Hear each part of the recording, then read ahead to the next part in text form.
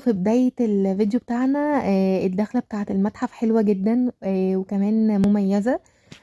حاطين ورق البردي وحاطين الحروف بترجمتها. هنا بقى كنت تقريبا دخلت في أول جزء من المتحف كبير جدا. كان بجد يعني في حاجات حلوة قوي وفي آثار جميلة جدا.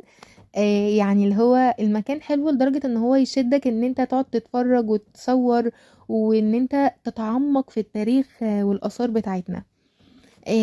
هنا فضلت اتجول برضو في المتحف علشان اكتشفه واشوف ايه تاني جوه. اكتشفت بقى ان كان في تمثال ده حلو قوي اتصورت معاه. كمان هنا بقى شوية برضو تماثيل وشوية حاجات حلوة جدا. المتحف كان كبير فانا كنت متشتتة ان انا ابدأ بايه او اروح فين الاول. وكنت خايفة ان انا حاجة تقع مني او حاجة يعني افوتها او كده. فكنت بحاول